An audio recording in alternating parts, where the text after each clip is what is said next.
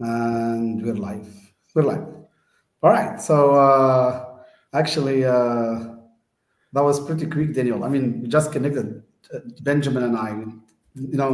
We haven't been on for long. So thank you, Benjamin, for being flexible, for joining this 11th episode of our Project Leadership Mastery series. From the name, is about leadership. Our entire series, actually, even from its name, is about leadership, and it's like exhibiting or showing leadership in different ways, like whether it's by leading people to get the best certifications, or the certifications they need, or by succeeding in their projects, or by helping them improve their CVs, or about we've talked about different topics, we've had different people, even like helping people lead their way, or being leaders even in content creation. We had people who were specialized in AI and content creation, on people who are really focused on LinkedIn. So we try to diversify the topics, and we're doing this. Daniel and I are doing this as part of our give back to the community. Okay, because we teach project management. We keep talking about how you should give, how you should help, how you should support, and we told ourselves, what? Why don't we really do it, like show it by really giving back to the community? So we're happy to have you, and I think people would be so interested to really, deep dive into leadership, because we did not have a dedicated episode, for leadership per se. Okay, Sure. so why don't you start by introducing yourself to the community, because people are watching. Who is Benjamin? What's your career? What's your involvement in project management, etc., etc. Sure, absolutely. So, hi everyone out there on the internet and LinkedIn.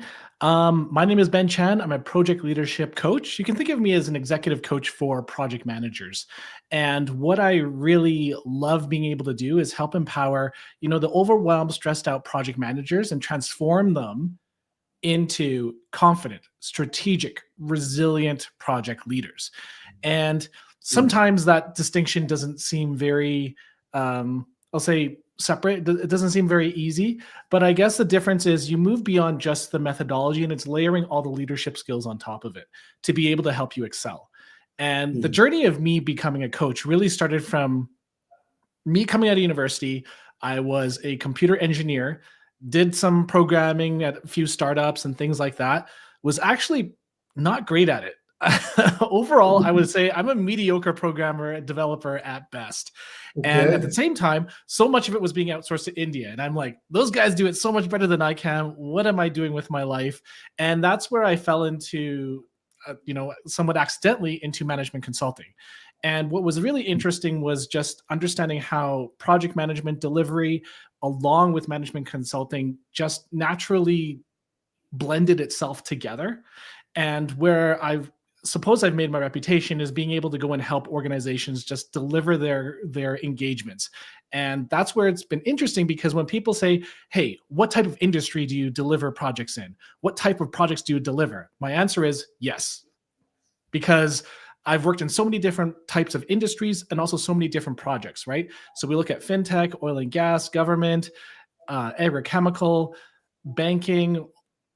I've done a Right. bunch of different projects there. And then even with the types of projects, everything from software delivery, C-suite strategic planning, business process improvement, financial modeling, a whole bunch of different things, even things like, creating a warehouse and whatnot. So for Mm. me, it's just kind of, I'm a generalist PM being able to help deliver. But what really got me into coaching was that uh, people asked me to help save a lot of their projects, to rescue them. So these Mm. projects are in the dumpster fire and they say, hey, Ben, help me get these across the finish line. Now, it's kind of weird because I would say I'm not maybe the best qualified for it because I don't have subject matter expertise in that Mm. area. And I'm like, why do you want me? How am I going to help you go and deliver? And that's where they've said, Ben, we know you can go and do it. Just use your project leadership skills to be able to get over the finish line. And funny enough, I'm able to go and deliver their projects successfully. And what that's asked me around is, two questions in my head. One is, what the heck am I doing that's right? What's allowing me to be successful, right? So that's one.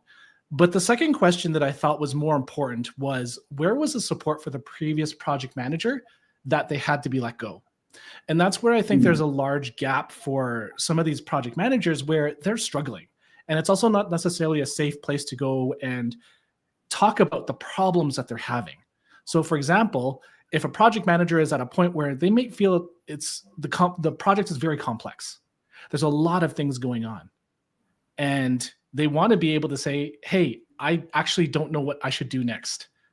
If they tell the PMO that, the PMO will say, I'm sorry to hear you don't know what you're doing. We're going to go fire you and replace you with someone else that does know what they're doing. Not in the new PMO's mindset. You're PMO CP certified yourself. Yes. And PMI's mindset. PMI's mindset, we don't fire. Yeah. We coach, we mentor, we support. So I want every PMO in this world to hear this. Hey, sure. Guys, we don't fire. We give another opportunity. We reassign maybe, but we don't. Yeah. Yeah. And I'd say, because for me, working as a consultant and it's freelance and such, I come in and usually that's the case. So I totally encourage for PMOs to be able to support their PMs better. And what I wanted to be able to do was provide a service to be able to do that for project managers. Yeah. So it's somewhat independent and from the PMO, but it's providing an objective space for project managers to learn, to be able to grow their knowledge, and then also be able to apply it immediately so that they can gain performance within their situation, right?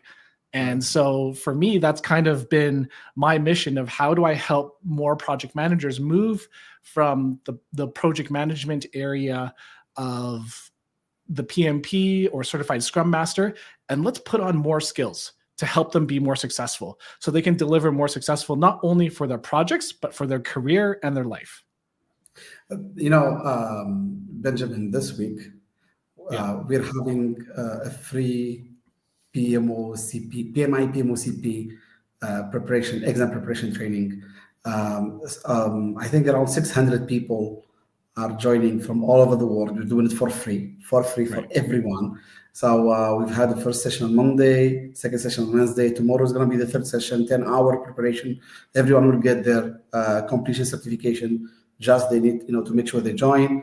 And we're doing this because we're really noticing the importance of having a very well-established PMO in most of the organizations, because I think, Benjamin, you would agree if I tell you, we cannot actually succeed I think all organizations will have projects at a certain point, whether sooner or later, they will definitely have projects. And, whether it's a transformation, it's a transition, it's a new product creation, whether it's a change, leading a change, whether, it's just making some improvements.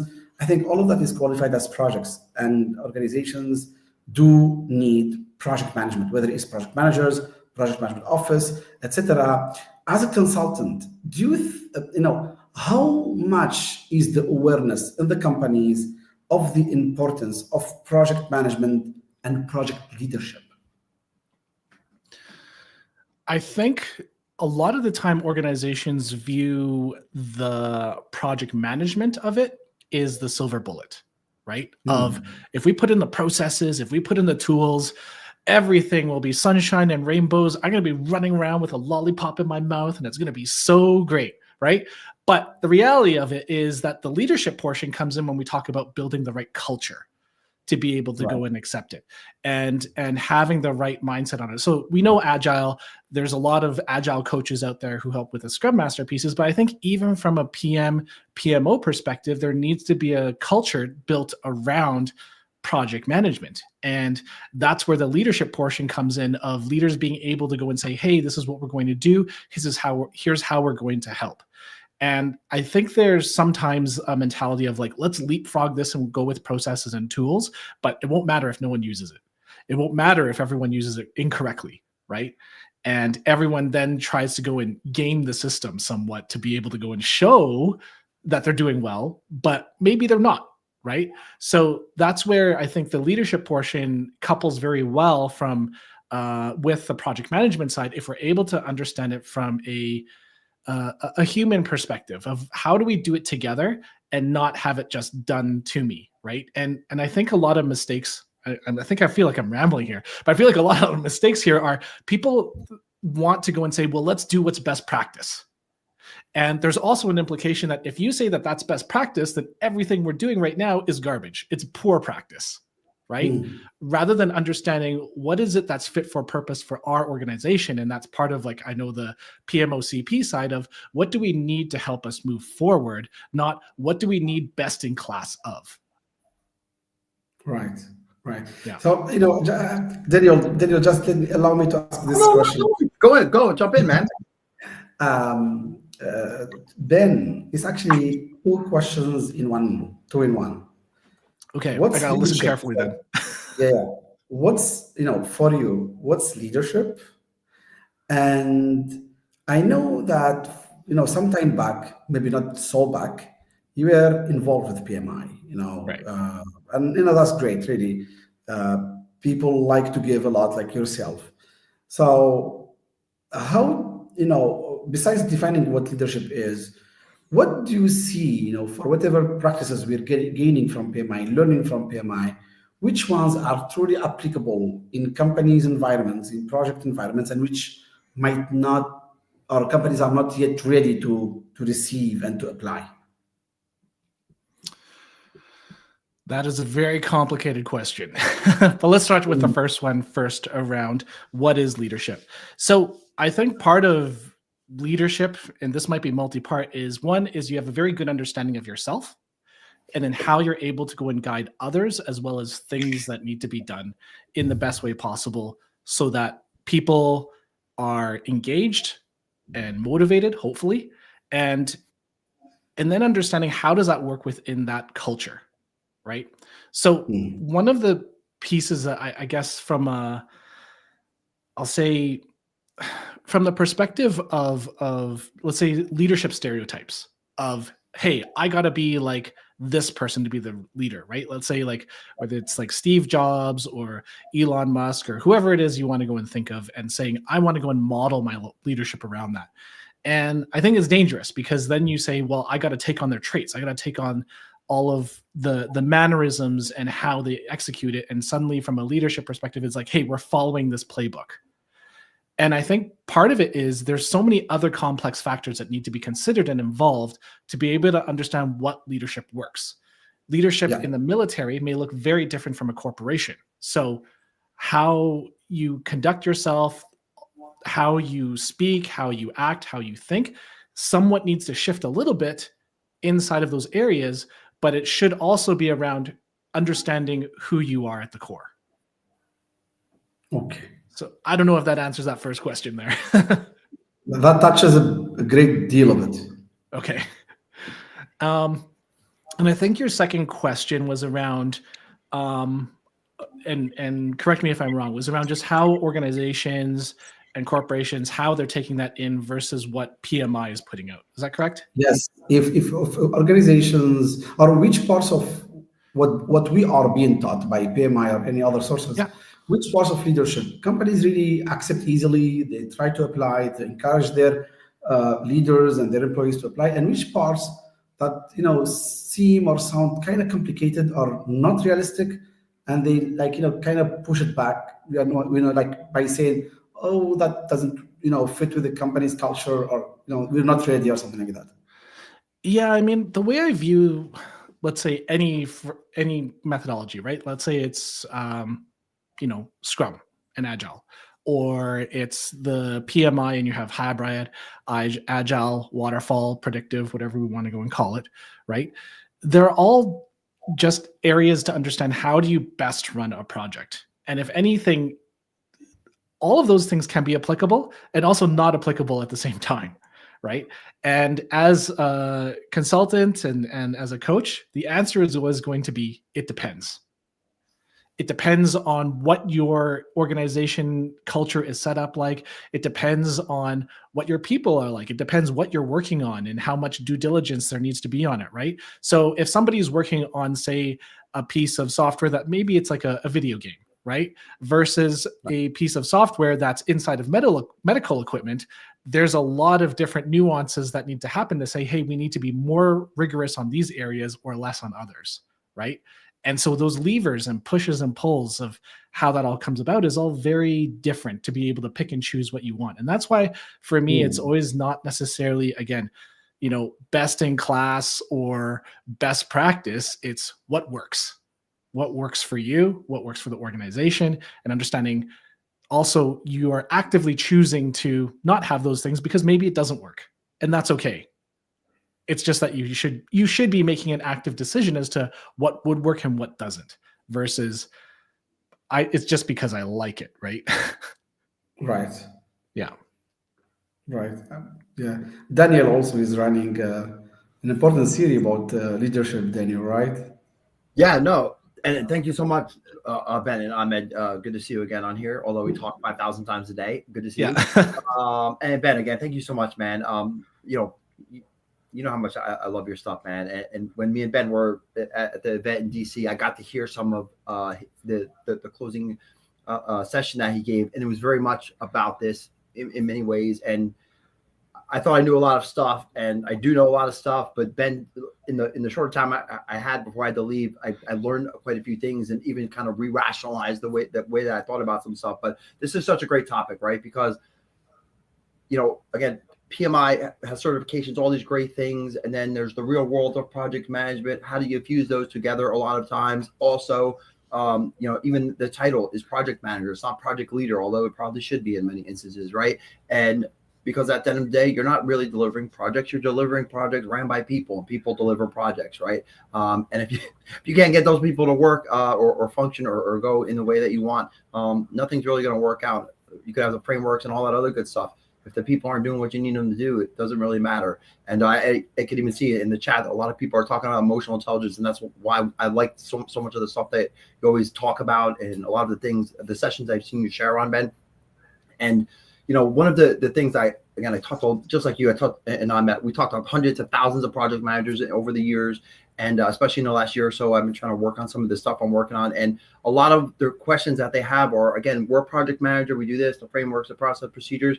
I see you posting about leadership. I see other people. We hear it in the work. A lot of them don't see it in the work. They're very much stuck in this task orientated, check the box, deliver the project.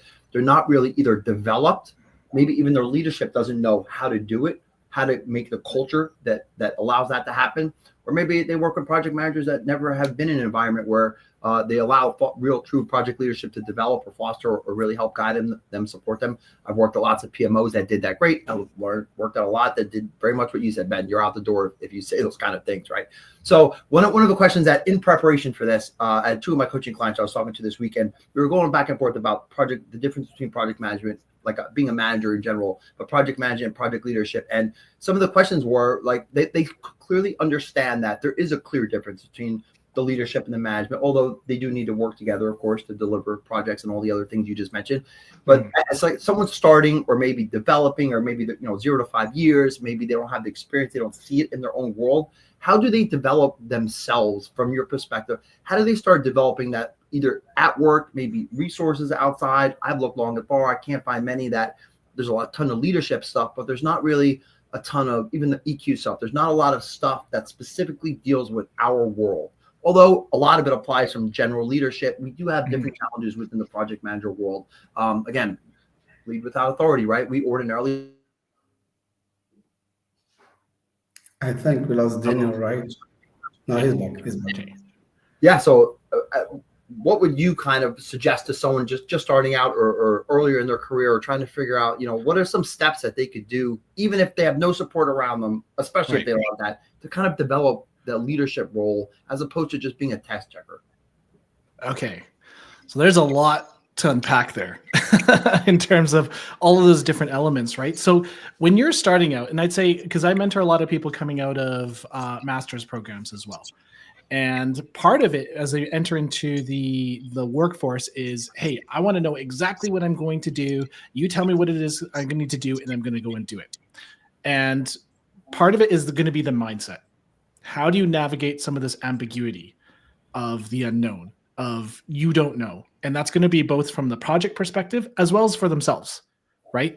So from a project perspective, we can look at it and say, well, there's probably a lot of, it'd be nice if everything slotted into this wonderful Gantt chart and it was 100% accurate and all the estimates worked and everyone's like, hooray, now we just follow the schedule and we'll be good to go and run off to the races, right?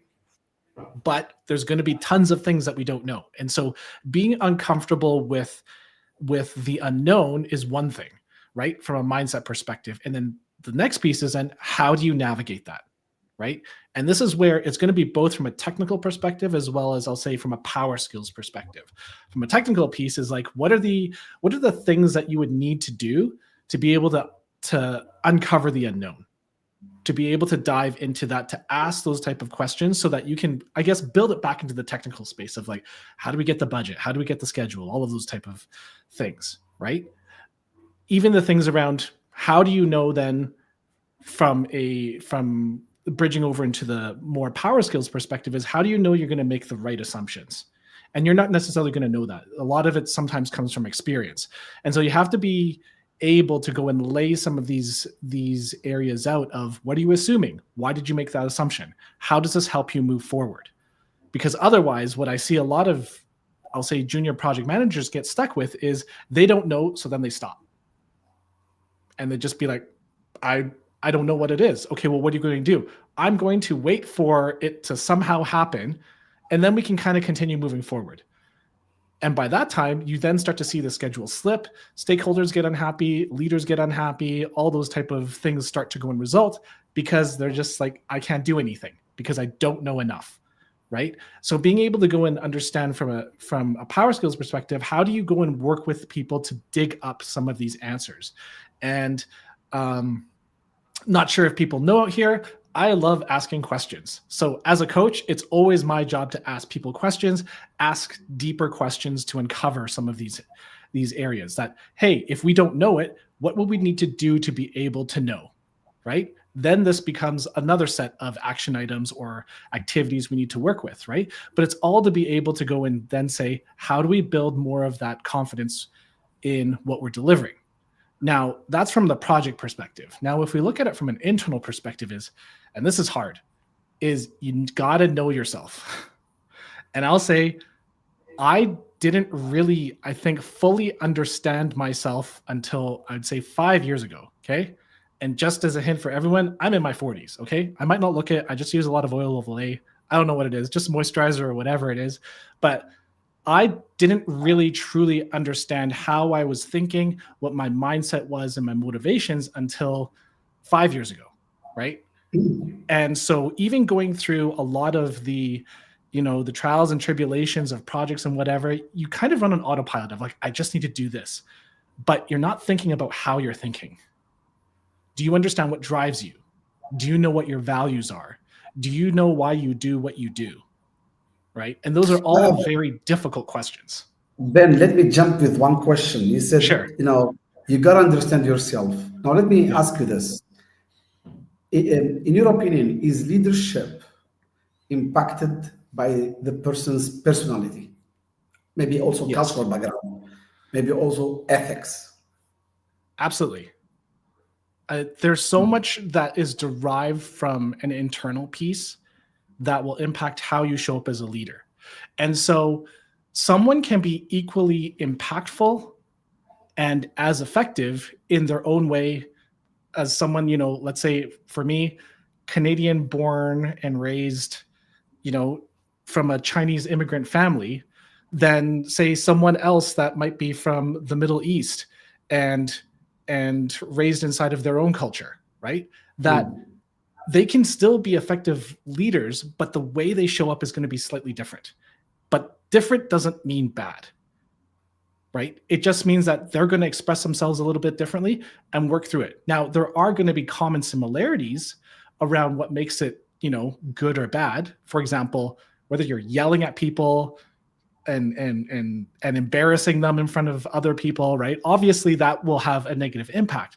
But the nuances and details of how you show up, that's what I like to go and bring out inside of my clients to be able to understand what is your leadership that you want to bring to the table. You don't have to be a Steve Jobs. You don't have to be a Bill Gates. You don't have to be an Elon Musk. You got to be you. And there's going to be common traits that are good in terms of what leadership is. But then it's also the piece of like, how are you analyzing your thinking to be able to say, how do you show up as your own leader? Right.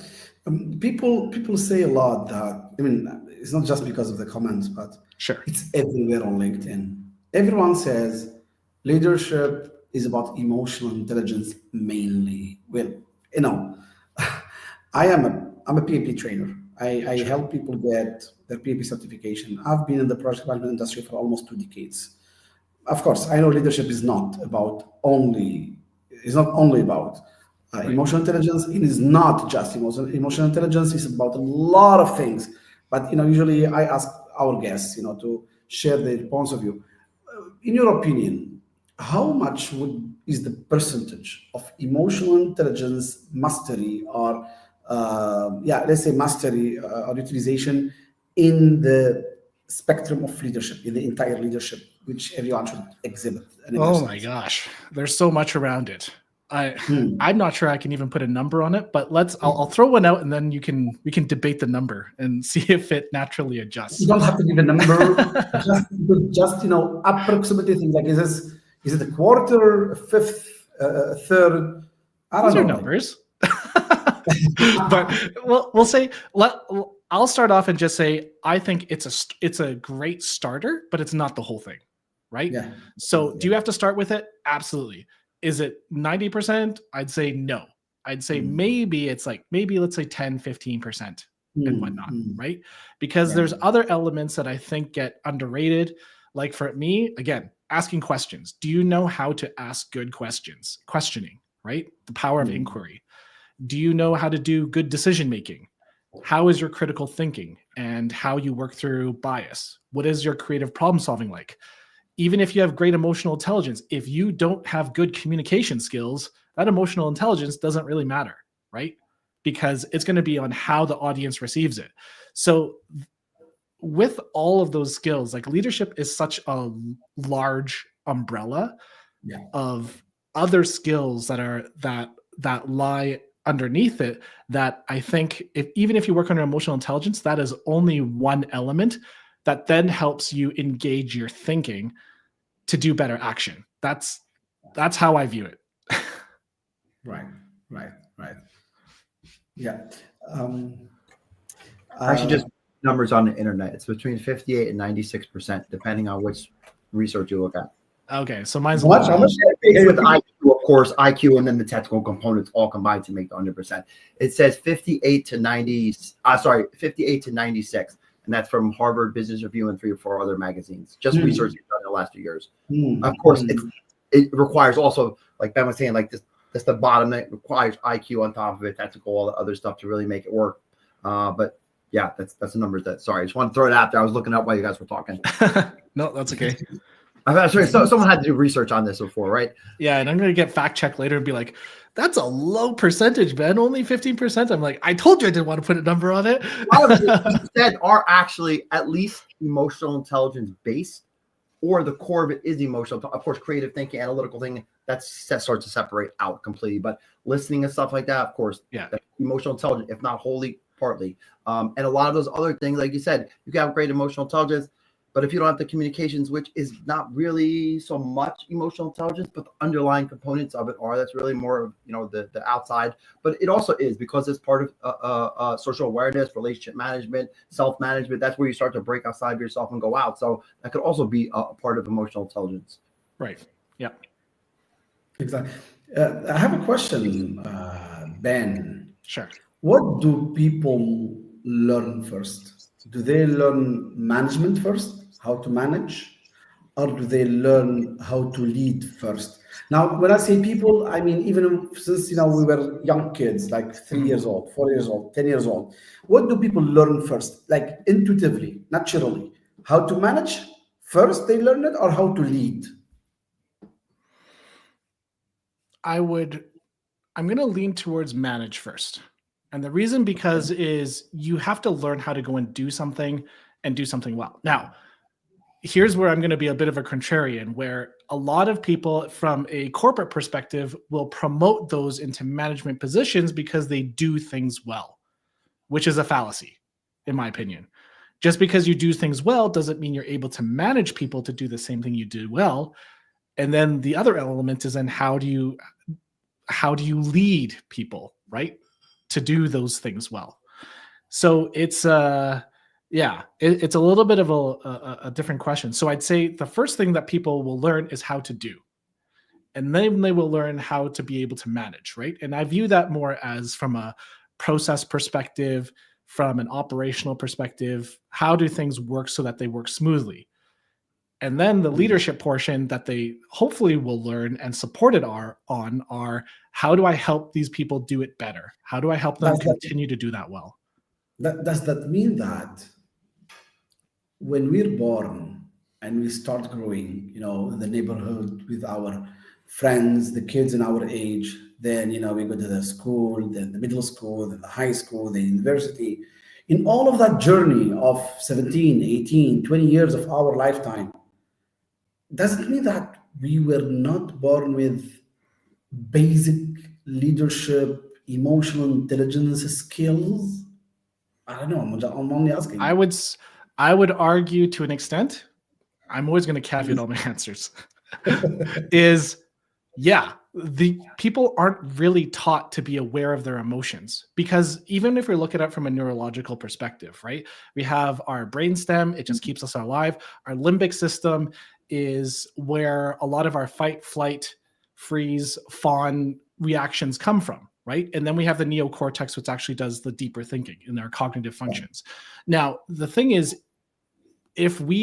not many of us, I'd say, are necessarily taught about how to manage our emotions. We kind of get chastised or we get punished by our parents if we act out of sorts, right? But that's because our limbic system kicks in.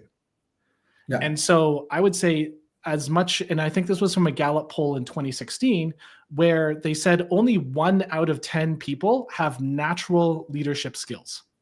Okay. And that means 9 out of 10 people are just figuring it out. We're all just winging it and just being like, well, I've seen this on TV. I've seen my parents do this. This is the type of leader that we need to go and be. Right. And so if we look at the amount of training done for and learning you do in school, right? How many schools do you know of in, let's say, even elementary school have a leadership course? No. Honestly, I'm your we age. do math, we do science, we do all these things. How about even the things when you talk about social studies? Are you studying how you socially interact with people? Not really. No. Right? Are you working through and understanding how do I regulate my emotions? Do I understand my emotions? I don't think they paid much attention, or they didn't give much attention to that, really. Right. No. Not really. I remember we had classes at the university, about entrepreneurship, but it was all about numbers, money, income, cash flows, all of that. I don't remember a single word about leadership, really, to be honest. Right. Exactly. And I guess that's kind of my point, is that no one is helping people understand that at an early age. And so then it's either up to the parents, or they're learning it from other formats, right? Maybe they're reading, God forbid, maybe they're learning it from TikTok. I don't know. Can't talk about the new generation right now, yeah, maybe. Yeah, exactly, right? Yeah. But what are the principles of leadership that we need to go and follow, right? And if we're talking about things around self-awareness, are we helping our younger generation, or even people now, understanding why do they feel what they feel? Right? And what happens is that if people don't understand that, that's when bad things happen. They lash out, they do something bad, hurt people, right?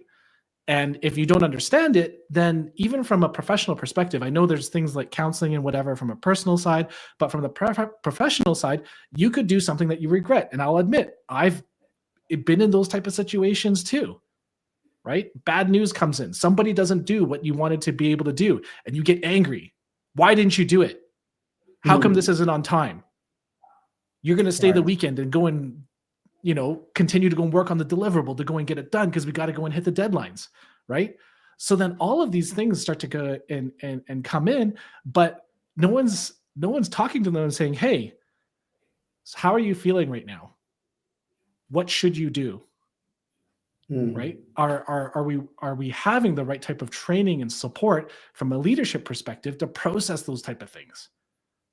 Right. And for projects, I'd say it's almost to an extent even harder because you don't have authority, you don't necessarily control the culture, and you have so many different cultures being involved, right? And by cultures, I mean like you could have someone from marketing, someone from IT, someone from legal, then they're all part of your own project. Each one of those departments has its own culture as well, right? And you also don't have time. You don't have a director coming in could be like, well, I got 3 years to be able to go and establish my department. Whereas when I come into a project, I have weeks to get my project team running, to be able to go and show value. So that runway you have is a lot shorter. And so that's where it becomes even more important, I think, for project managers and project leaders to be able to understand that. And so when we talk about, do we think they're born with it? I would want to say no, they don't, because there's so many projects that I've had to go and rescue. And a lot of it is not because of the technical skill. It's not because they can't put a schedule together or put a budget together. That's not the problem. A lot of the time it's, I can't work with this person, or this person doesn't know what they're doing. And that's not an indication of the technical skill. It's the leadership skills. Okay. All right. That was good, man. That was good. I was like thoroughly sucked into that, man. Like that's why I love it. Me and Ahmed have some of these conversations also. Like I'm so into the stuff that you're doing, because obviously I'm doing something similar, a little different, but very similar in a lot of different ways. And even when I was researching for the course that I put together, I looked at tons of data. 58% of businesses in the next 10 years, they're going to invest in emotional intelligence and leadership training, something they've never done before. World Economic Forum, by 2030, 5 of the top 10 skills are emotional intelligence skills, which of course wrap themselves around leadership one way or another. Of course, AI is at the top. But at the end of the day, I wasn't born like that. If I showed any emotion, I got yelled at. I don't want to say what else, but I got yelled at, to say the least. And our emotions were squashed. We weren't trained in school, all my degrees, colleges, university, none of that. Like Ahmed said, it was all numbers, science, math, budgets, this, that, and the other thing. And it never teaches you. But then you take it out to the project world, like you said, 3, 4, 5 years, a year or two, leadership usually gets those things. We sometimes have that minutes, days. I've been projects dropped on me in seconds. Get to this place right now. You're taking this project over, literally. It's down the street, go right now. How do you drop yourself into that environment, deal with 5,000 personalities, cultures in the organization, culture within the different teams? It's not easy. And there's not that much training available for our world specifically. Again, there's lots of it generically, but not in our world where we don't have so much control over so many different things. A leader ordinarily has control. They have a budget, they have teams that could hire, fire, they could do all that and kind of change the pieces around. We don't have that luxury most times, right? So we have to come into that environment and kind of be ready to take on the brunt of everyone's emotions, everyone's feelings, death in the family, dog died. It doesn't matter what it is. Like they're all bringing that stuff into work. And then you have your own stuff that you're bringing into work. I'm 51 years old. It took me till I was 46. And so I actually started realizing when I got with this mentor, he started making me journal. It took me about a year till I finally start to see how I actually tick, why I say these things, why I treat these people one way and these people another way, or why I make decisions, or how I act in project. Like how when I started to refine it down to the individual tasks and things I do, it was insane. What opened up to me, and it let me step back, and of course reverted back onto my project team, and it changed everything. It's not perfect all the time. I still have stress. I have life, kids, wife, all that, just like most people. And but yeah, when you come into work and show up, you're taking that in with you, and so are they. And now you have to all work together, and hopefully work on all that great technical stuff and the frameworks and the budget and But before you even start that stuff, all this other stuff is happening. And it just project managers, I don't know, I'm harp on this too much sometimes. Just see feel like that we're doing ourselves an injustice sometimes by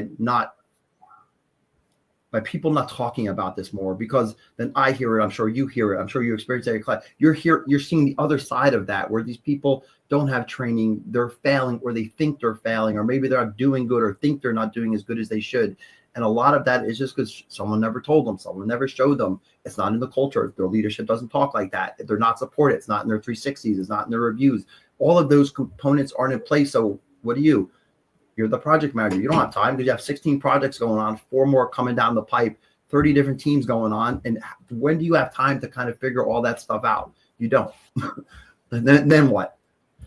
And then your career goes by 20 years and you're burned out. Your hair looks like mine. And, you're not me, but, you're hating life, right? Or you want to change careers. And I see it too much. And it just saddens me because I know how awesome PMI is, the baselines they built, the frameworks, and you add this stuff in the work I've seen people accomplish, and just makes me upset sometimes when I see people, because a few of these conversations 5 years ago, 2 years ago, a month ago could have changed the way they see things, their perspective, how they work, how they operate, how it affects other people around them, the legacy they leave, and it just rolls down. And when you bring all this good stuff to work, all this work you've done on yourself, it goes down to the junior PMs and the BAs and the people around you, and then they start to act because they now see a representation of someone that has actually done this. And it's just like Marshall taught, you see how your project managers, people feed off that. There's a part of your brain that reacts to that. Your project manager is upset and nervous, you're going to act like that also. And then you just create an environment. If it's the other way around it, and you're creating that positive environment, you've done some work on yourself, and those other people are going to go off and go to other organizations. They're going to bring that stuff with them and hopefully do that to other people. And then, so on and so on and so on. Mm-hmm. No question there. I was just saying that. There is something I didn't see many people talk about, Ben. Yeah. I've been in the industry for almost 20 years. I haven't seen that much leadership roadmap. The leadership roadmap. Listen to this. When I was at IBM, many people thought that the project management roadmap IBM had put for us, like you start as a PMO support, then a junior project manager, then project manager, then senior project manager, then a program manager, then probably a senior project executive or a project delivery executive or whatever. Like, they thought that's you grow in your career, you follow that roadmap, and you jump from one position to a higher one in the project management, and for them that means you're becoming a better leader. Actually, I've seen people with the title of a delivery project executive or a project executive, and not everyone was a true leader, to be honest. It was, most of them were focusing on numbers, plans, numbers, most of the time now. And I told you, in these 2 decades almost, we've read a lot of books, we've had a lot of training, we've followed a lot of podcasts, etc. Not so many people talk about leadership roadmap. I'm talking about leadership, not positions, not titles, not certifications, leadership roadmap. What could be a leadership roadmap? I don't know if you ever had this term before, if you know it, if you have ever seen it, if you have ever had this question, even if it's the first time for you. In your opinion, even just trying to articulate, what would be a leadership roadmap? So it's funny because that's kind of what I've designed my program around, right? That I'm putting together around a group coaching. Is the first part is you have to understand yourself, the self-awareness piece. You got to know yourself, because otherwise you're going to be doing things and either you're not going to be doing it in the right way because your motivations and values, whatever, are a little bit different than what we'll say the base level should be for that type of action, or you're going to not necessarily believe in it, right? I'm doing it because I'm told to do it, but not because I want to, right? Okay, give us also a time frame. For example, knowing yourself, how long will it take? A month, a quarter, a year, a lifetime? Try, each time you bring up a stage, tell us how much time you think it would take. Yeah, I mean, I would say if you really want to deep dive into yourself, that could be anywhere from, let's say, a month to your entire life. So I know it doesn't answer your question, but the reason why I say this is, how intentional are you and how willing are you to be able to dive into those uncomfortable areas? That is the hard part, because it's very easy to say, I'm great at doing this. I'm awesome at doing these things. But for you to look at yourself and look at it and say, I really suck at this. I need to improve on these areas. And I know I need to improve on these areas, right? And understanding your gaps, That is a very difficult piece to do because a lot of us, from a bias perspective, we will overlook it or we will justify it. Right. And that's almost even harder because then you have to counter the justification. I'm not good at writing because I never did a lot of that when I was a kid. So it's okay. Right. And you blow it off. I don't need to go. I'm not great in meetings. I'm not great at public speaking because I'm an introvert. I heard that. Right. But those are excuses. Yeah. Those are your own obstacles and blockers to actually helping you understand, well, what could I be? So from a self-awareness perspective is not only just understanding what you are, and this will be a different kind of soapbox I'm on. And this is why for me, like some of the personality tests and such, I don't like them. Why? Because they tell you where you are right now. But a lot of people will then dictate, well, this is all I'm going to be. And I want people to understand that personality test doesn't dictate what their future is. There's a lot of attributes that might still stick with you as part of who you are, but it shouldn't impact where you want to go. So for example, the introvert and public speaking one is a very, very common one. I can't do public speaking because I'm an introvert. That is wrong. Yes. You will have a different path and a different challenge than maybe someone that's an extrovert in terms of public speaking. But it doesn't mean you can't do public speaking. It's already an assumption you've made and baked in because of what you think is a pre-existing condition. And I'll tell you that because I am an example of that. Yeah. Right? You go back probably 3 years ago, I couldn't do public speaking at all. I would be standing in front of a stage, and I'd have a shaking piece of paper. I'd have so much trouble reading it because it was shaking so much, and I'd be stuttering through the whole entire piece. Right. Yeah. At some point over COVID, I said, I need to learn how to do public speaking. And yes, I'm an introvert. And yes, my heart is pounding and I'm sweating and all of these type of things, but that doesn't mean that I can't do it. It just means that the challenges that I'll have are different. And so from a self-awareness perspective, the first part of the roadmap is understanding yourself now and then saying, well, what do you want to be, right? The next piece is then, where do you want to go? What is the next identity that you want to go and shift to? And then it's understanding, well, what are the skills? What are the knowledge pieces that I need to go and learn? And the third piece then is, what do I need to go and practice and actually do? Because so much of it, I think right now, there's so much knowledge on there, on the internet, on YouTube, whatever it might be. There's tons of different knowledge pieces out there. And we consume. But if we don't practice it, we won't be able to actually realize all of those benefits that we have stored in our head. Because I think just the same as a PMP, right? People can have head knowledge around, what the critical path is and all those type of things, but they're going to realize it's a lot harder once we try and apply it into real life. And that's really going to be the critical piece, right? Of actually doing it. And then you go into, I'll say, somewhat of the Lean Six Sigma methodology of how do you continue to improve? Do you need to change your goals? Are there things, am I doing it well? What would I need to do better, right? Having a good feedback path to be able to improve. Okay. Interesting. So I liked a lot the point you mentioned about the personality tests. You see, probably 10, 15 seconds before you mentioned that, I was telling myself, my next question to Ben would be, do people change personalities over time or grow personalities over time? And if yes, how does that impact their leadership styles? And you just said it. Yeah. Taken, for example, Myers-Briggs personality test right now, it will tell you where you are right now, who you are right now, what color you are right now, what kind of personality you are right now. Okay. But are you going to be the same person the next year or in 5 years from now, in 10 years from now?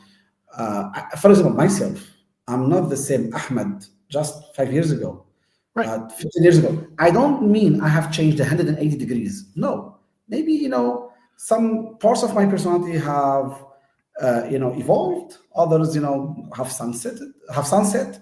Okay. Maybe I have new new parts of my personalities which I have either acquainted or they just came to the world just out of the blue. Okay, I know that they exist in me.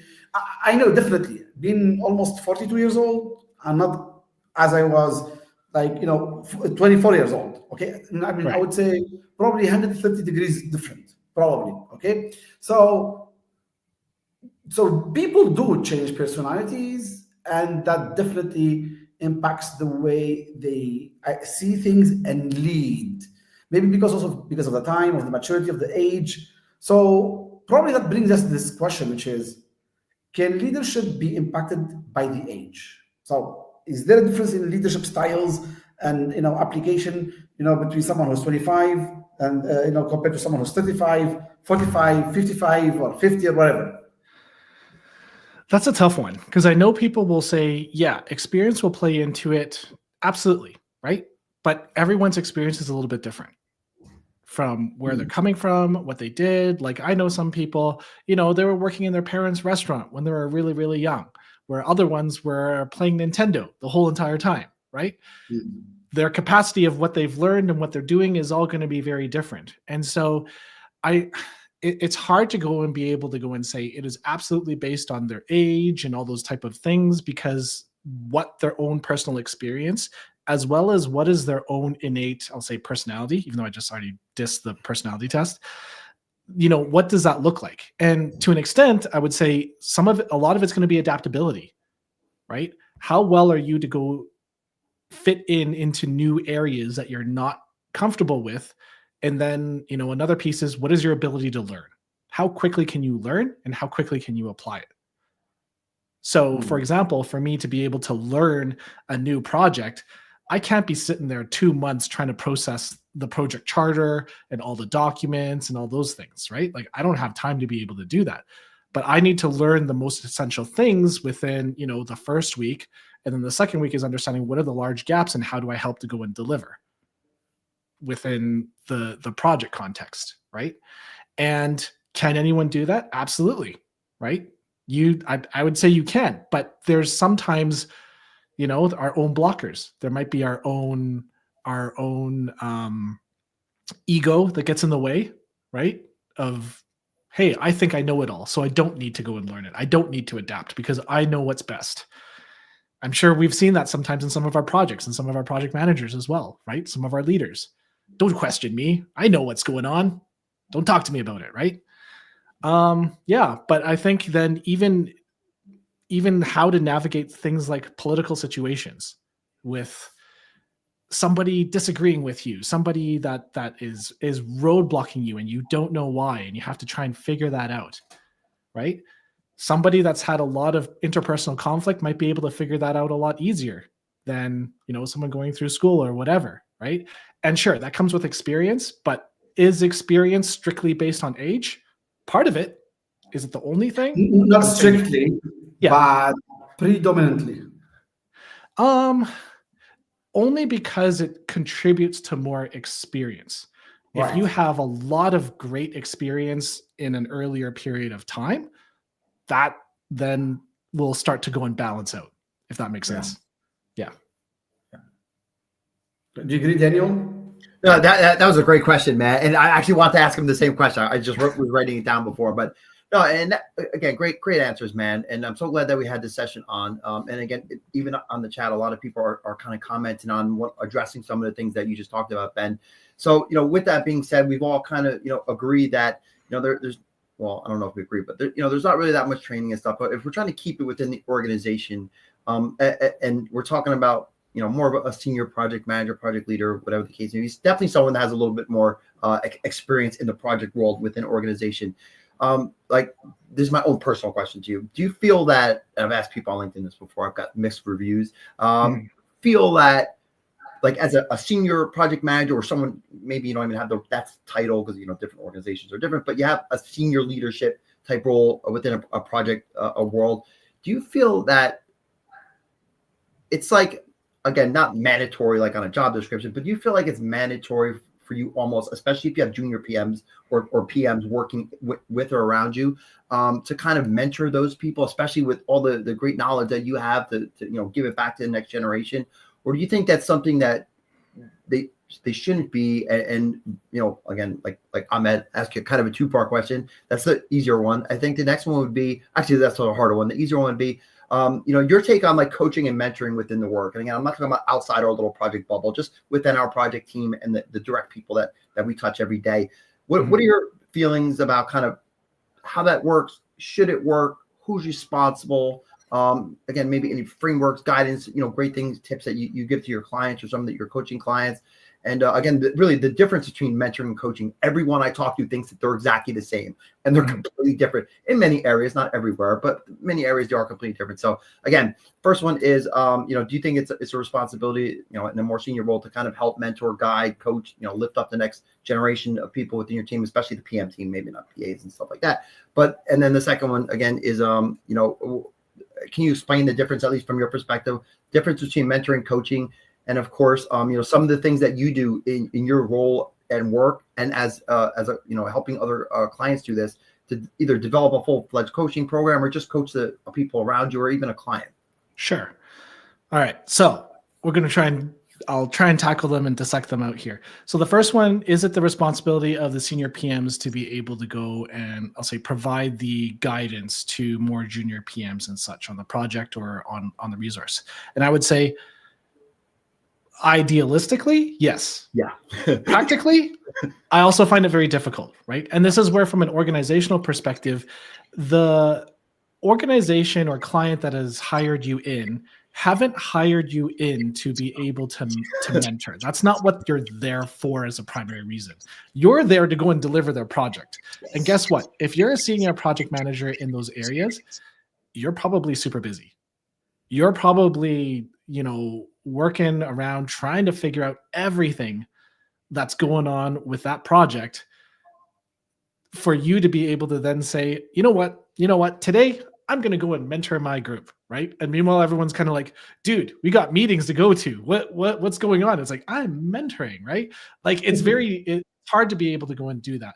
But at the same time, you also have a perspective to go and mentor people as you go along. So for example, the way that I like to go and work is that as I make decisions and whatnot, I love to be able to go and provide the background of how I came to those conclusions or what my thought process was in it, right?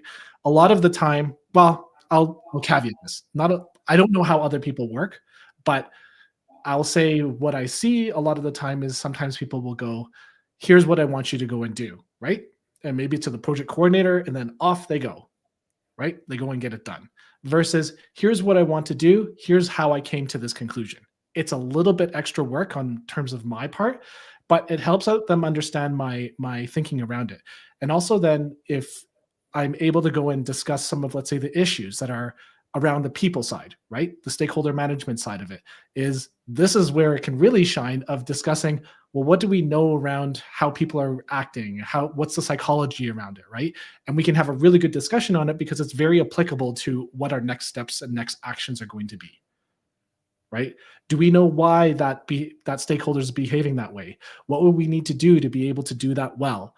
Yeah, I could go up and escalate it and have their boss yell at them, or we could try and work with them and see what a different option is, right? There's a lot of different areas that can be kind of looked at from that perspective. And so that's where it's a little bit of coaching and some mentoring. But I'd say from a coaching perspective versus mentoring is, when organizations are doing their mentoring, it's a lot of, we'll say, senior PMs relying on their past experience to provide guidance, right? Advice. And I'm not saying that's bad. It can be good in certain situations, right? But from a perspective of advice, guidance, and providing that, it could also be somewhat inaccurate, or it may not be necessarily the greatest advice to go and give. So for example, maybe I've worked with this client before and I said, oh man, that one sponsor, yeah, he's a pushover. Just tell him whatever you want to go and do and he'll do it. And the junior PM would be like, oh, okay, great, I'm going to do the same thing. And then they do it. And then the next time they're like, hey, I need help finding a new job. Right? And that's not going to be helpful for anyone. So when we think about some of these areas from a coaching perspective, one is it has to be very explicitly drawn out to be able to say, this is coaching. Because if you don't understand what coaching is, it can be a very, very frustrating experience. Okay. Because it's not providing advice. It's helping the other person be able to go and figure out what is the answer to their problem. And what that looks like is, hey, I'm having trouble communicating with this sponsor. And maybe my question to them I'd say, hey, do you want to be coached on how to be able to do this? Great. Okay, so if we're going to tackle this problem, what is your understanding of how they like to be communicated in? Right? They got to come up with the answer. With that, what do you think the key messages are, right? So it's helping flush out a lot more of those thinking processes to be able to go and do it. So that's where, for me, the question asking is very, very key and important, because it helps them develop their own skills and resiliency to do the work versus me just saying, hey, do this. You go and do it. Instead, they come up with the answer, they own it, and they are accountable to delivering on those actions that they've created. So it is a little bit different. And that's where like my group coaching program is very much so of like, I'll provide you the foundational knowledge of, leadership concepts you should understand, but I'm not going to tell you how you should apply it inside of your environment. Instead, you're going to come to these group coaching sessions. We set to a goal and we say, hey, what do you think is the best way to go and apply them? Because I don't know your sponsors. I don't know your stakeholders. I don't know your scope. I don't know your budget. I don't know all of these things, but you know who does? The person that's being coached, the project manager, right? And that's where we get the wheels spinning to go and understand, are we building a good solution to be able to move forward? So it's not as intuitive as to what coaching is, but for me, it's always been very powerful. Like I have coaches that have helped me do career navigation as well as just leadership improvement. And even some pieces here on social media of like, well, what do you think would be the best post? It's not just like, hey, I just got to follow a formula, right? Sometimes I just do things in my own way because I like to. So yeah. Ben, stay on that topic. Stay on that topic. Sure. There is an interesting question here from Marwan Younsi. He's asking, with the rise of AI-driven analytics in portfolio management, we have more data than ever before. However, true expertise often manifests as a gut check that contradicts the data. So, can you describe a specific moment where the metrics gave you a green light, but your intuition screamed red light, and how did you frame that narrative to stakeholders without looking unscientific? All right. Who's answering that first? No, you go. You first? Okay. Please. All right. I'm going to spill my guts on a little bit of a spoiler of what I like to go and somewhat teach about, right? So this is actually from a book called Decision Quality from the SDG Group. It's a consulting group out of Palo Alto. And before, like my consulting group had work with their group, and they do like large decision-making models, lots of data, all of these type of areas. But it really boils down to 6 different elements to understand, are you making a good decision or not, right? So the first one, do you understand or frame the problem properly? Because if you don't understand the problem, it doesn't matter what your solution is because you're solving the wrong problem, right? The next one is, do you have good options laid out? So do you know what all the different alternatives are of different decision options you could go and take? Very often people will have a binary decision, yes or no. It'll be like this or the opposite of it, or this or nothing. And even when my project teams come to me and they say, hey, we got 2 options for you, I'll be like, great, come back to me when you have a third. Because you haven't thought creatively enough about what the options are. And a lot of the time, I'll say like 75% of the time, and this is unscientific, is they come back to me and they say, that third option is better than those other 2, right? So have you thought about what those are? The next piece is around, do you have enough relevant and reliable data?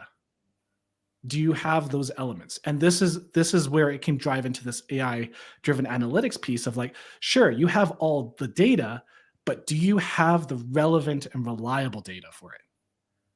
Because some of that data can be complete noise. It's irrelevant. It can look good, but maybe you actually don't have enough data, or you don't have the right data. And that's slightly different, right? Another element then is looking at your trade-offs and criteria. Do you understand all the different elements that you are pushes and pulls on it, right? So say, for example, a very easy one is, hey, if I want something faster or higher quality, it's going to cost us more, right? There's things that are going to naturally pull on each other, but you also have to understand, what do you value? What are the things that are actually decision makers inside of your decision? Then you can look at logical thinking. Have you thought through this logically? What are the things and steps that you've done throughout that analysis process to drive you towards a decision? And the last one is, what is your ability to actually carry out the decision? Because if you don't ever carry it out, then the decision doesn't matter either, right? So when we talk about the pieces around the gut check elements of it, that probably is an indicator of there's something in your experience that says there's something missing here. There's a red flag. So try and identify it. And it might not be in the data set that's presented. Again, the relevant and reliable data. So then there might be other elements of data that you need to go and pull in to be able to bring that forward, because there's an indicator for you based on your experience that something is going wrong. A gut feel is not necessarily logical thinking until you can go and dissect it a little bit more of what is triggering that red flag. And I'm going to harp on this again. This again ties back to the self-awareness piece of, like, do you understand your thinking of why you feel the way you feel?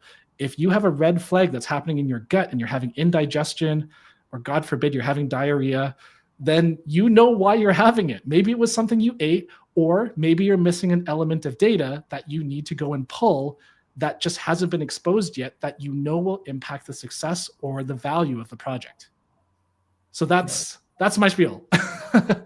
Good one. I appreciate the one, the focus on the data, yeah. Daniel, let me pull one more question, please, from the audience. I don't know who asked this. I cannot see the name. It just shows me a LinkedIn user. This person is asking, is there a specific leadership approach to use when a team is not supportive and creates obstacles?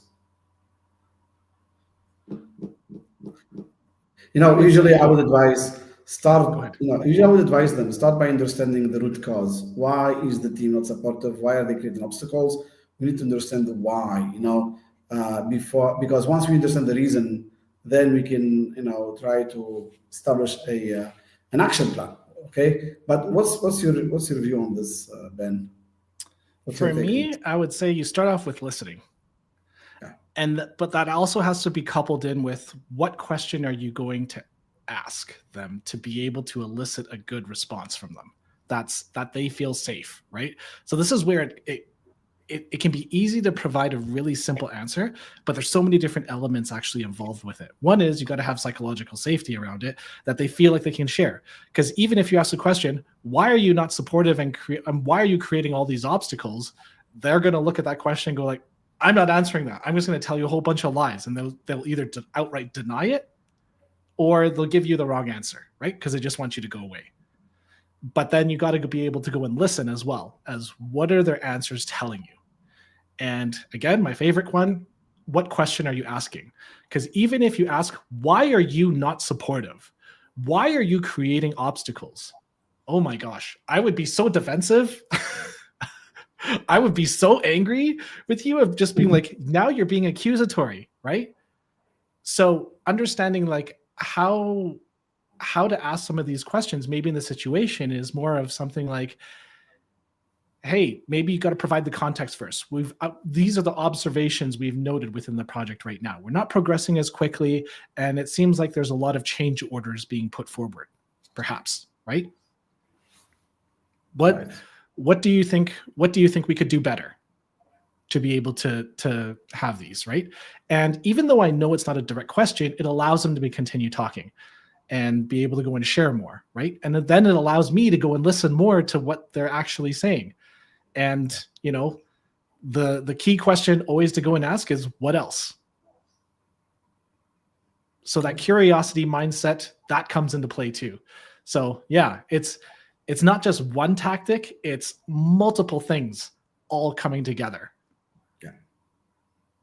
Do you agree, Daniel, on this one? Please disagree. We can debate. No. I agree with everything that Ben said. And again, I literally do the same thing.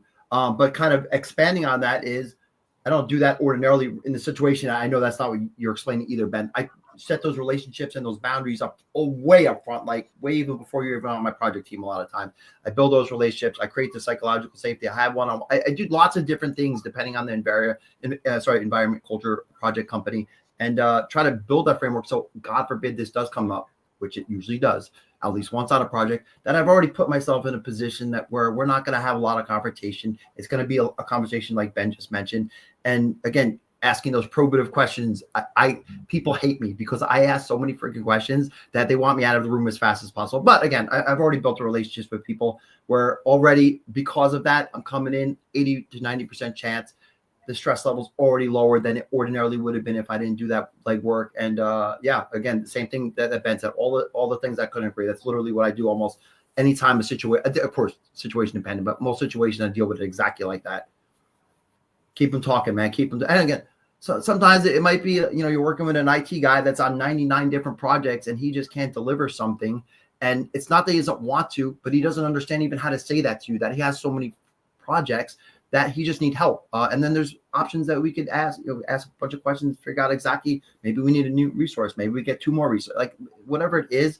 At the end of the day, having that conversation with those people, man, it gets to the gist of it and keeps them talking. Again, brings the temperature down a lot of times, stops yelling a lot of times, and lets them know you're listening to. Lots of times people just want to be heard. Sometimes people just complain because they want to be heard, or they feel like they're not. Maybe they missed a promotion. They think that it was your fault when it's not. It doesn't matter what the situation is, but at the end of the day, literally doing what Ben said is a win for me all the time. Never had an experience where that didn't work.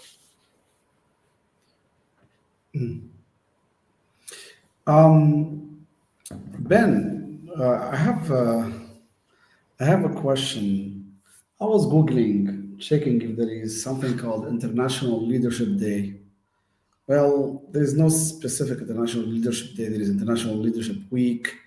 There are other initiatives, but I think leadership can be manifested in almost everything good we do. Really. Sometimes, seeing someone, helping an old lady crossing the street, saving, a small kitten, from being, smashed by the cars, etc. Yeah, we call that humanity.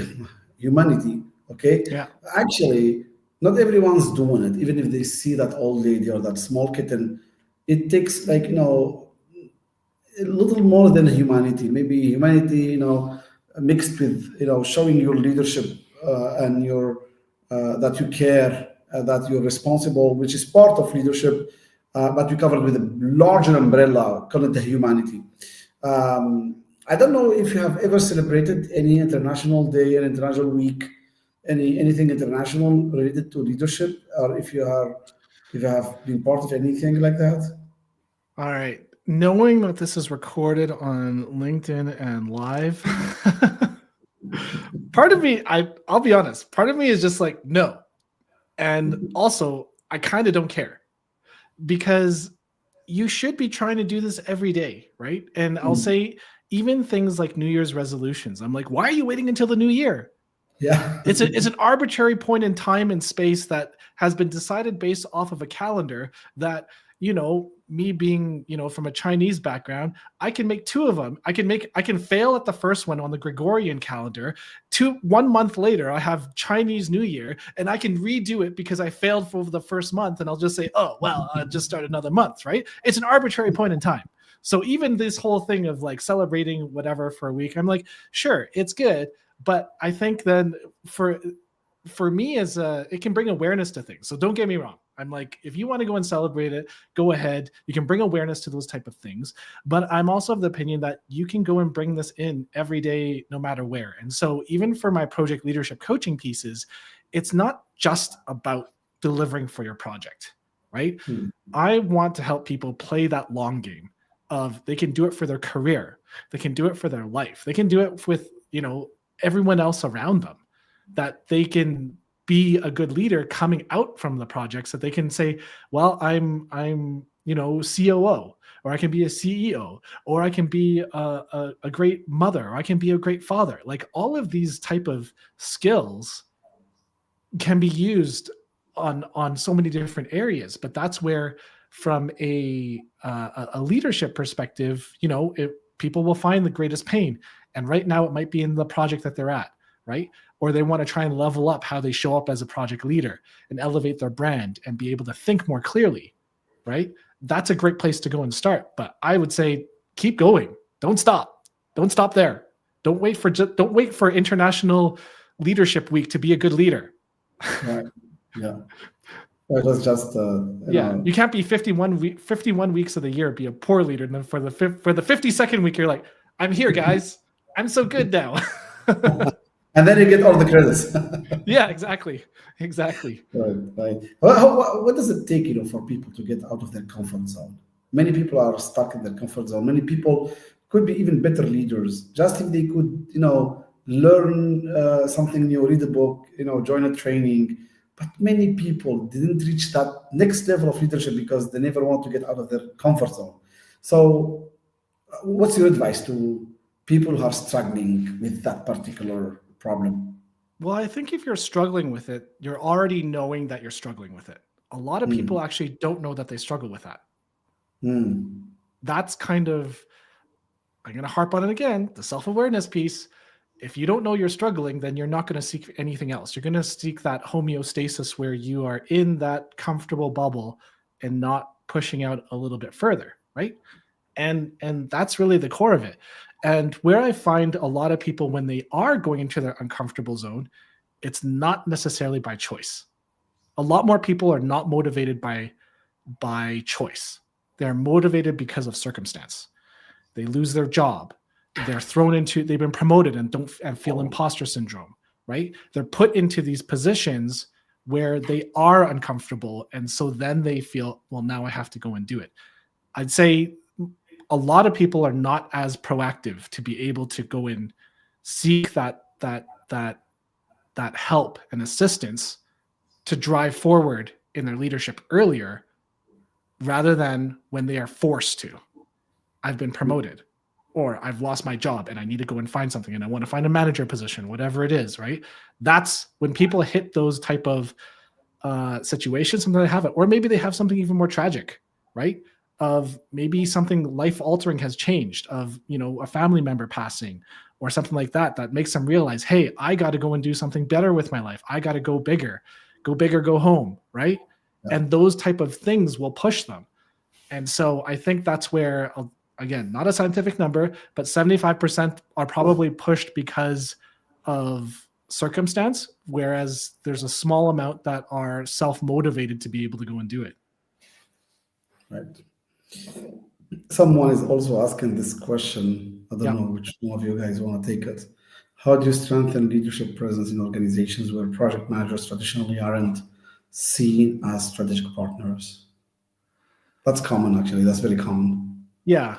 It's a common piece that I hear from project managers of where the comment back to them of why they're not promoted or whatnot is, you're not strategic enough. Right.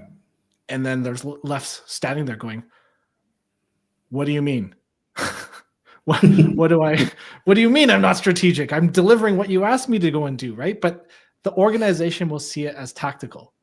And so this is where, if you want to strengthen the leadership presence, is then you got to show up as that leader. You have to be able to go and highlight what are the impacts to value. You can help understand how does this impact into their strategic decisions of what they're putting forward, right? So I'll give I'll say somewhat far off example is, let's say a lot of organizations have a lot of their tech projects going forward, right? And then COVID hit. And all of a sudden, things like working remotely, VPN, became the primary project pieces to go on. And guess what? Me as a project manager, if I'm not working on a project like that, maybe my project gets cut. The difference of saying, oh, I'm just going to do whatever, I'm going to wait for the answer, versus telling your sponsors and such as saying, hey, I don't think my project's as much of a priority right now, given all the circumstances. Here's what I think we should go and do it with it to be able to manage it either continue it or maybe be able to shelve it so it gets taken up later, right? It's thinking ahead to be able to understand how do all these pieces fit together rather than just saying, well, I'm waiting for direction, so I'm just going to sit here. Again, it's that comfort with ambiguity and the unknown. Right. Thank you. Daniel, how is it going, my friend? Good, man. Good. And again, it's funny that you just said that, Ben, because the last job I worked for, COVID, same thing was happening, 9 to 5 every day. I've never not worked in an office my entire life. COVID hit. Next day, well, not the next day, but a month later, all of a sudden we're going remotely. We didn't have any access, no VPN, no Teams, no nothing. And all of a sudden, 110,000 people are working remotely. No one had did it. I was working on one of my biggest projects I ever had and sold the one because of COVID. And all of a sudden, I did the same exact thing that you just said. I went to them and said, listen, we got to cut costs. Like the world's going crazy. Of course, I didn't say that way, but we didn't know what was going on. And all I know is that our IT spend was $4 billion a year. And we were going to take a hit seriously, or a company, crazy things were happening, as we all know. And I recommended that we take a switch and reinvest on a project to roll out Teams or some other, it wasn't just Teams, it was a lot of other things. And within 3 days after the project was kicked off, within 3 days, everyone was remote and wasn't working great, but we eventually got there. And then about a year in, when the dust settled, we were fully functioning. We were able to connect with our clients, and everything was back to usual, or back to usual as it could be. We then went back to them with a strategic project to reduce the cost. We identified $466 million in savings that we could get rid of easily. Well, not easily, but by putting a program of about 1,200 projects together. Some were real tiny, some were real big. And we did that. And I literally invented a new job for myself. I invented a new title. I invented everything. And that was the first time ever that I was put in an opportunity to make it. Every other place, I've always been told, you're not strategic yet, because I didn't speak the value of the business. I wasn't thinking beyond my projects or my programs. I wasn't always thinking about what the next step ahead of me was. I was never trying to align the wins, goals, objectives, challenges of the project with what the business was doing today, tomorrow, or 5 years from now. And once I started to do that and realize that, and that's probably, again, it goes back to that 5 years I told you with the self-awareness stuff. I had like the biggest epiphany of my life at 45, work-wise anyway. And it all came to a head, a lot with this, a lot with a new mentor. And it changed the direction of my life and put me in a different position where I really not only enjoyed leadership more instead of just hating the term of it, but really got put in a position where I truly understood what it means, and to be a business partner, speak the language of the business, right? And have one step, 1 foot into my project, program, PMO, whatever I'm working on, or my client, and 1 step in with the business, making sure that I'm always walking this fine line where we're aligned all the time, where they know I'm strategically available. I'm not a CEO, but I certainly am the CEO or CFO of my project, and but making sure that all along the walk until the conclusion of the project, that being strategically available. I've heard someone say that term the other day, and it kind of made sense in the way the context they said, not so much the way I said it, but yeah, it just creating that strategic component of that and showing the outside world, especially if you're talking about promotions, wanting to advance, get another role, maybe go to another department, go to executive leadership. You have to be showing these people why you deserve that. And that if you can get there, that you can compete at that level, right? That might not be the right word, but if you don't do that, you're always going to be the tactical PM that gets I've delivered $100 million projects, $500 million. I was never, ever considered nothing more than a great project manager. But it wasn't until that time where the strategic part came in that opened up my own career, but also the way I work, the way I think, the way I lead my teams.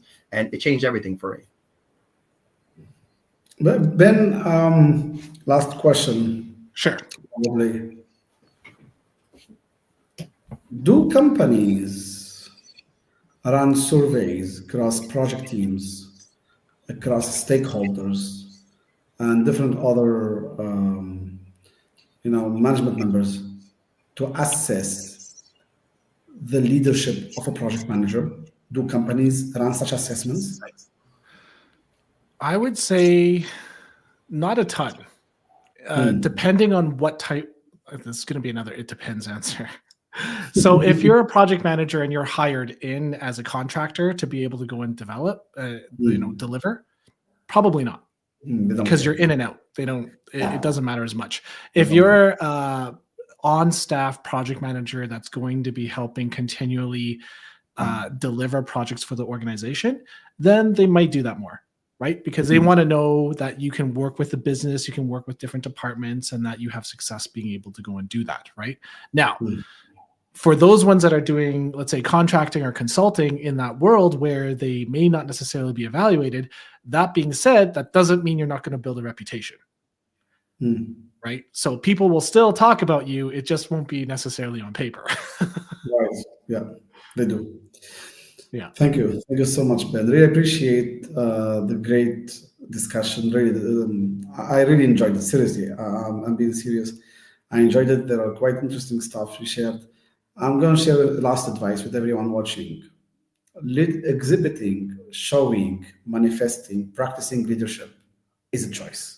It's up to every person in this world to decide if they really want to, exhibit, show that leadership, practice it, and how deep, and what leadership is for them. Now, I can advise everyone, if you have ever been under like reporting to someone who doesn't know how to be a positively influential leader, you don't need to imitate them the day you become a manager yourself. Okay, it's like, don't take revenge from people who report you just because you suffered in the past from someone you reported to. Okay, so you can have your own path. You can develop your own leadership skills. You can become a better person than someone who made you suffer just because they thought leadership is about control and command, about suffocating people, not giving them space, not letting them grow. So and leadership is not just about listening to people, showing empathy, guiding them, coaching them, supporting them, or applying emotional intelligence, all that. No, leadership is also about being authentic, about being responsible, about making sure the project will really succeed, will bring value to the company. You're being responsible, really, like, and it's such a huge topic. I think an hour and a half is never enough. I think we could do this, weekly, Ben and Daniel. We never have enough. Seriously. Even for me, for my program, I mean, it's looking like at least 8 hours of just leadership instruction on different types of content and foundational knowledge just to understand even then how to use it. So yeah, there's definitely a lot out there. The challenge becomes then, how do you take that and actually use it? How do you apply it? And even if you've had bad managers, I'm like, that's okay. That just means you know what not to do versus what to do, right? Yeah. So, we've all kind of been through those areas. And if you're okay, I'm just going to share a little bit of my program, if that's okay. Yeah.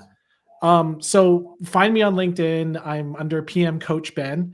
I do have a group leadership cohort starting up in January, where we're going to be concentrating specifically on project leadership skills and building that into your work. So it's very much aimed at those that are in their career right now. They're working, and maybe you have experience from 1 to 8 years of project management experience. I don't really care about the industry, don't care what type of projects, but it's more so, how do you advance your leadership? How do you go and develop and then actually practice it? And so it's coupled with that self-awareness piece, where we're going to do goal setting. There's going to be instructional, I'll say, leadership bootcamp intensive, where we're going to go through the instruction of, here are all the headspace areas of what leadership concepts you need to understand. And then it's going to be group coaching of understanding, hey, how do I use this in my work? Or what challenges do I need to go and work through at work where I can apply these concepts immediately, so I can start to go and feel confident in how I deliver, how I show up, all of these different areas. So yeah, if you want to, feel free to contact me, connect with me. Even if you don't want to connect with me, I'm okay with that too. Thank you, really, thank you. I hope everyone enjoyed today's session, guys. If you liked it, please have a good one, guys. Yeah, please, write in the chat, post about it. Daniel, I think you can have the final word. Yeah, again, Ben is a great guy. Listen to what he's saying. He has a lot of great knowledge, and I'm sure his program is going to be great just from talking to him over the last year or so. But yeah, again, we have a few more episodes on here. Definitely stay tuned. Coming out from us soon. But like Ahmed said, the chat's available. Leave comments. Me and him both go back and answer comments. Answer comments. So if you have a comment, didn't get it, you watch it afterwards, leave a comment. We'll go ahead and try to take care of it for you. And thank you. I'll share a teaser. I'll share a teaser with everyone. I think since next week, Daniel, is going to be the last one in this series, the Project Leadership Mastery series. We're going to have a very, very special guest. I really hope that you people will turn in like numerous, because it's going to be really a very special guest on a very, very, very important topic. And we're very glad that she is a lady. She accepted to be with us because she's going to share with us very, very, very important information. So we look forward to next week with everyone. And don't forget, next week we're starting a new series. First time in history. I think for the first time in history. I've never seen anything like it before, so definitely. I have never seen something like it before either, And I think for the first time in history, almost the entire core team of the PMBOK 8, almost all of them will be part of a new series launching next Tuesday. Okay, guys, just stay tuned. I already shared the post about it today. I think you're going to like this a lot. For the first time in history, almost the entire team is going to be with us in a new series of 5 episodes. Deep dive into PMBOK 8. Stay tuned, everyone. Thank you so much. See you next week. Have a nice rest of the evening. I'm ending the stream. Thank you, everyone. Thank you, Ben. I really appreciate this. Thank you.